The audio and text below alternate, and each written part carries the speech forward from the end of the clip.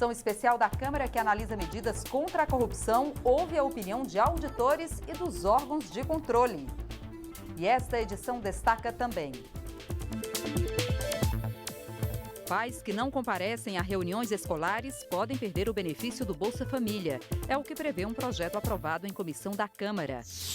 1 em cada 2 óculos vendidos hoje no país pode ser falsificado. Deputados propõem soluções para o problema.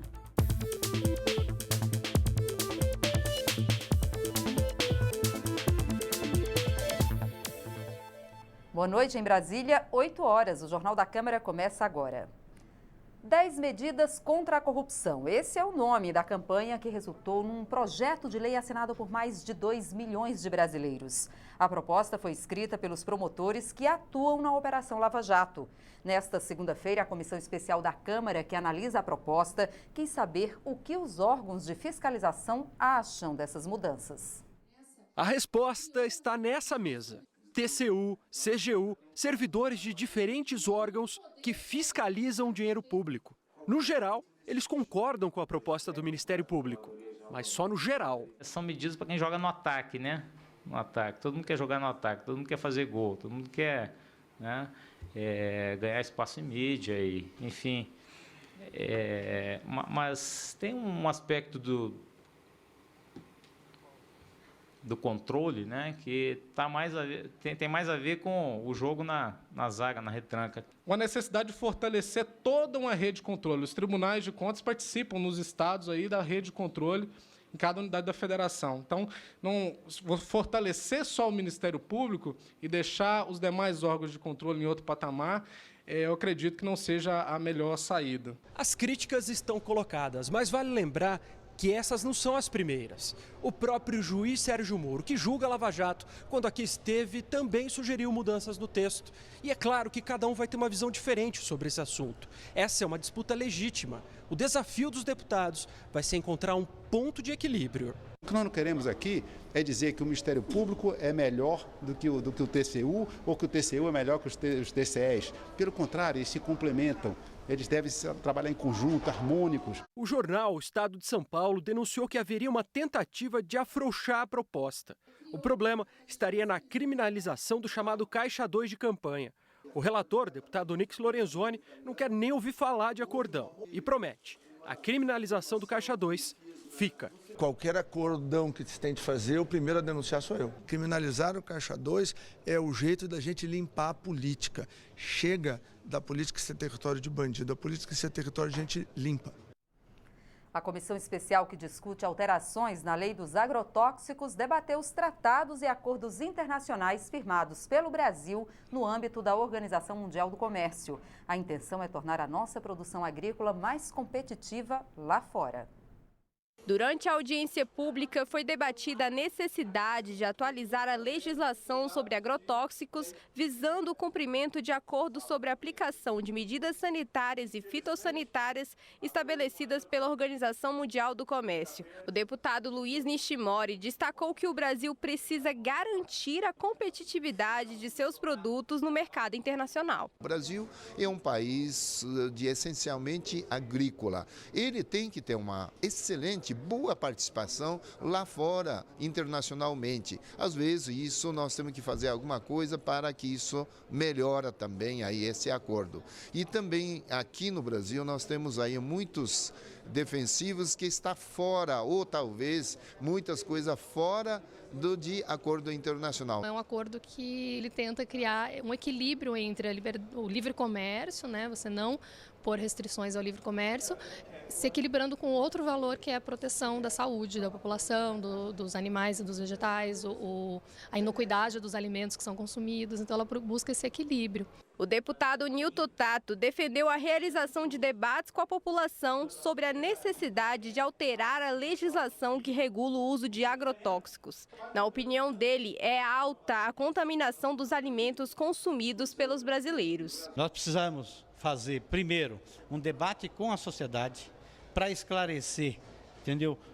o quanto que está sendo utilizado de agroquímico na agricultura brasileira, o quanto de veneno que cada um está consumindo, atualizar a legislação, mas no sentido de garantir que nós tenhamos uma agricultura e um produto agrícola com qualidade, de sadio, né, que interessa tanto para a sociedade brasileira como também para aqueles que importam alimento aqui do Brasil. O Brasil é o maior exportador para a União Europeia.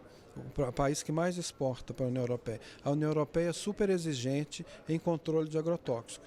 Nós praticamente não temos pouquíssimas não conformidades em agrotóxicos de produtos brasileiros exportados para a União Europeia.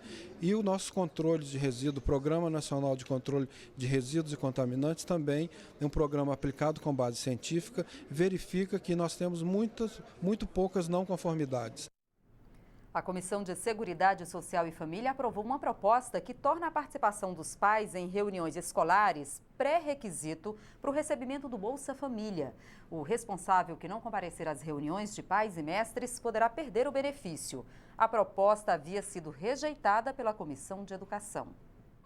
Para receber o Bolsa Família, é exigido que os pais mantenham os filhos na escola. Se a família tiver uma criança sem estudar, o benefício é cancelado.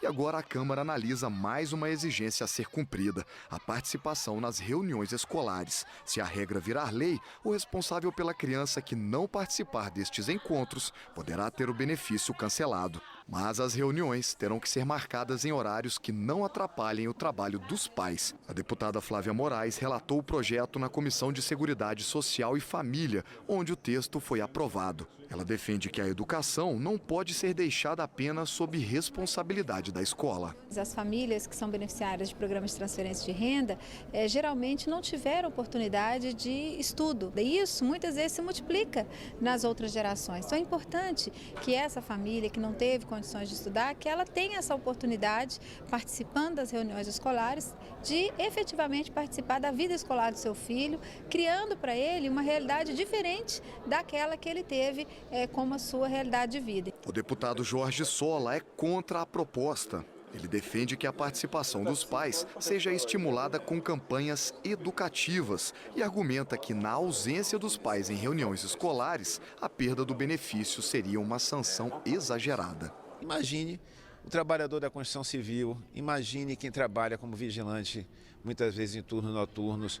Isso é criar uma limitação, isso tem como efeito colateral criar dificuldades e até a perda do acesso ao Bolsa Família para aquelas famílias que mais dificuldade têm em função de sua vida cotidiana, de seu trabalho. O texto já passou pelas comissões de Educação e de Seguridade Social e Família. Agora terá que ser analisada pelas comissões de Finanças e Tributação e Constituição e Justiça. Na Comissão de Educação, a matéria foi rejeitada. Já na Comissão de Seguridade Social e Família, o texto foi aprovado. Em caso de divergências como esta, o plenário da Câmara passa a ter que também analisar a matéria. E foi aprovado na Comissão de Defesa do Consumidor um projeto de lei que proíbe lugares como hotéis e restaurantes de impedir a presença de crianças e adolescentes. Reunir a família é um dos atrativos que leva muita gente a estabelecimentos de lazer, como os restaurantes. Mas já chegou ao país a tendência de locais que não aceitam crianças e adolescentes, mesmo acompanhados de adultos. A alegação é manter o sossego dos demais consumidores. Agora foi aprovada na Comissão de Defesa do Consumidor uma proposta que proíbe a criação de obstáculos para menores acompanhados de adultos, a não ser que haja classificação por faixa etária estabelecida em lei. O projeto prevê multa ou detenção de até 6 meses para quem desobedecer às novas regras. O relator, no entanto, retirou da proposta o trecho que proibia a cobrança de taxa extra pela presença de crianças e adolescentes. Ao aprovarmos essa proibição da cobrança adicional de crianças e adolescentes em estabelecimentos comerciais, e mais do que isso, transformando isso em crime contra as relações de consumo, nós estaríamos ferindo aí a livre iniciativa dos estabelecimentos comerciais, que prestam um serviço, que visam lucro e, obviamente, que cobram também por esses adicionais. A proposta está sendo analisada pela Comissão de Desenvolvimento Econômico, depois segue para a Comissão de Constituição e Justiça. E você vai ver depois do intervalo. Comissão da Câmara aprova a proposta que obriga cartórios a informar CPF ou CNPJ de inadimplentes nas certidões de dívida ativa. E você vai ver também. 1 em cada 2 óculos vendidos hoje no país pode ser falsificado. Deputados propõem soluções para o problema. A gente volta já.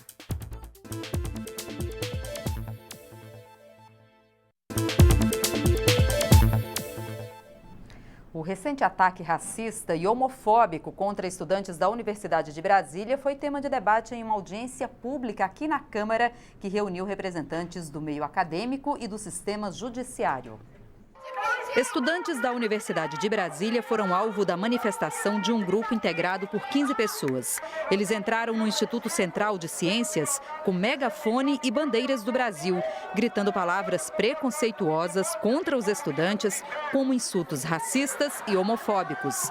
A deputada Érica Cocai, que solicitou a realização da audiência pública, afirmou que se a segurança da universidade não tivesse reagido, os ataques poderiam ter sido mais violentos. Além das marcas no corpo, o nível de ofensa, o nível de desqualificação, o nível de ódio, essas pessoas, se não fossem a intervenção de profissionais de segurança da universidade, né, elas teriam chegado ao extremo de mostrar, como foi dito na organização que eles fizeram deste ato, de chegar à morte física. Representantes dos estudantes e da comunidade negra também manifestaram preocupação com a crescente violência na sociedade. O fascismo ele vem mostrando mais a cara, mas a gente sabe que os conservadores da sociedade sempre estiveram aí e a gente vê também poucas políticas para mudar essa consciência, essa cultura da universidade e a cultura da sociedade. Nem dentro da universidade minhas filhas têm sossego, nem dentro da universidade, nem dentro das escolas elas estão protegidas. Essa casa precisa saber disso. E o que ameaça os nossos filhos e nossas filhas não é discutir orientação e identidade de gênero. Não é isso que ameaça nossos filhos. O que ameaça nossos filhos é a violência mesmo, física. Além da violência simbólica do racismo e do machismo, a violência física.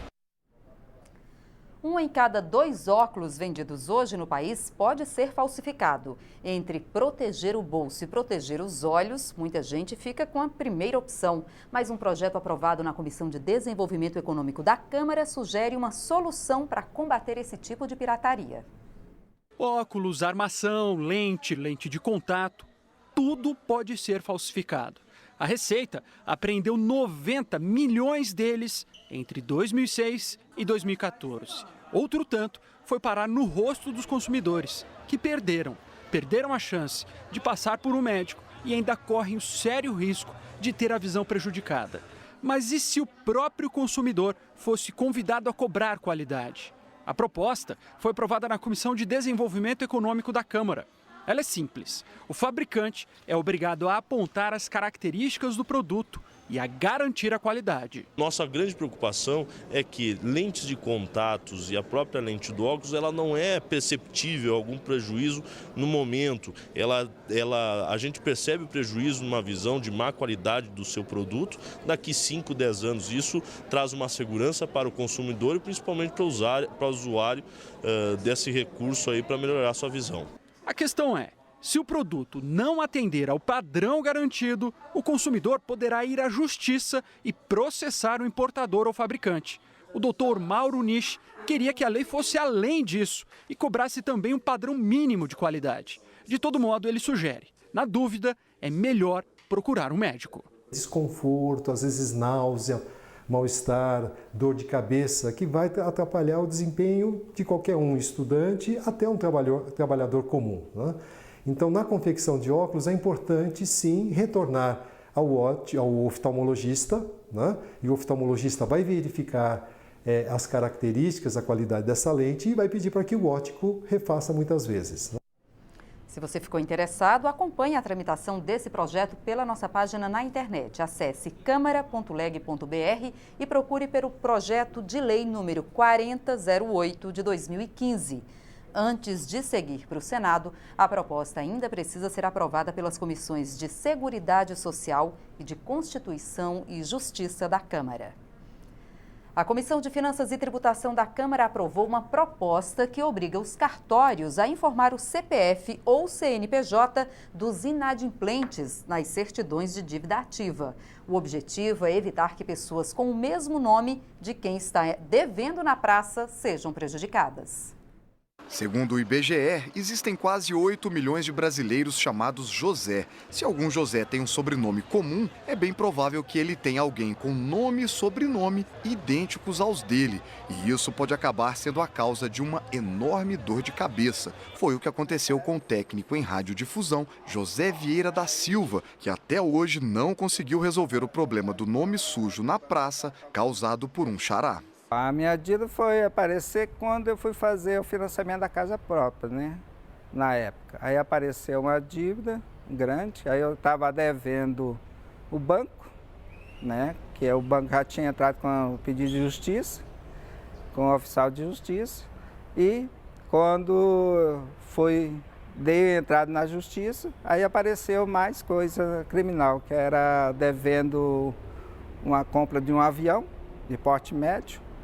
E era sócio de uma frota de táxis também que devia financiamento de carros. Aí eu não posso comprar nada financiado, não consigo cartão de crédito. Para reduzir as confusões entre os homônimos, a Comissão de Finanças e Tributação aprovou um projeto que determina a inscrição do CPF junto com o nome do devedor no cadastro da dívida ativa dos governos federal, estaduais e municipais. A intenção é impedir que pessoas com nomes e sobrenomes idênticos sejam confundidas. No caso de empresas, o CNPJ é que deve constar. O deputado Mauro Pereira foi o relator da matéria e defendeu a aprovação. E o que estava acontecendo até então pessoas com homônimos, com nome parecido, no momento que era uma ação ou no Serasa ou no SPC, saiu somente o nome da pessoa.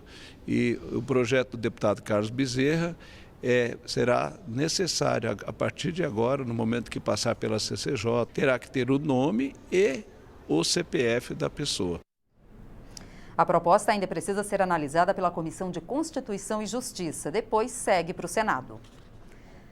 Conservação do meio ambiente e valorização do trabalhador. Essas são as metas de um projeto que cria incentivos fiscais para empresários que investirem em práticas sustentáveis. A proposta do deputado licenciado Sérgio Sveiter, do PMDB do Rio, já passou pela Comissão de Desenvolvimento Urbano e agora está em análise na Comissão de Finanças e Tributação. O desafio do projeto é não gerar grande impacto no orçamento do país. São pequenos ingredientes salpicados na rotina do restaurante do chefe Diego Coppi, em Brasília. Não estamos falando de comida apenas, mas de práticas sustentáveis na condução da empresa. Reaproveitamento da água e muito cuidado no processo de preparo dos alimentos, para usar menos energia e acabar com o desperdício. A gente tem um projeto ecológico, hoje a gente tem um processo de reaproveitamento da água, tanto da máquina de lavar louça como de toda a água que é usada no restaurante, para fazer todo o reaproveitamento dela. A gente tem um reaproveitamento da luz e energia. A gente tem todo um reaproveitamento dos insumos, que a gente tenta fazer o máximo de reaproveitamento possível, usar o insumo em 100% ou na sua totalidade.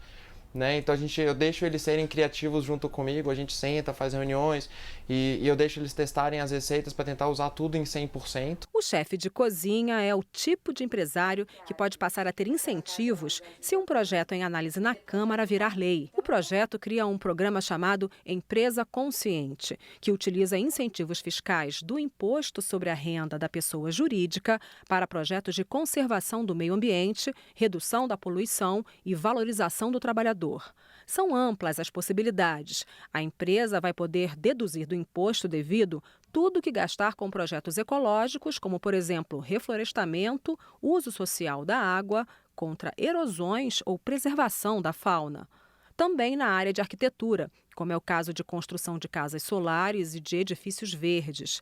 Para a redução da poluição ambiental com o uso de fontes de energia solar ou eólica, por exemplo, e em projetos de valorização do trabalhador, ao fazer convênios com clubes esportivos e academias ou instituições de educação para oferecer cursos de aperfeiçoamento. Aquilo que a União iria fazer ou a União, através de um dos entes da federação, o Estado ou município, a iniciativa privada pode fazer e terá a dedução daquilo que ele vier a investir. Isso é salutar. O deputado Edmilson Rodrigues, da Frente Parlamentar Ambientalista, também é a favor do projeto, mas diz que, no momento, a proposta deve enfrentar resistência no governo, que busca reduzir a política de benefícios fiscais e que, por isso, é importante que o texto não gere impactos no orçamento público. Não é fácil, porque ninguém quer pagar mais por uma boa causa, não é? Mas há setores que têm grandes benefícios e alta lucratividade, como o setor financeiro, quiçá ele possa assumir um pouco mais de responsabilidade com o desenvolvimento social, econômico e o equilíbrio ecológico do país. Esta edição termina agora. Para outras informações ou para rever nossas reportagens, é só acessar a nossa página na internet. O Jornal da Câmara volta amanhã. Até lá. Tchau.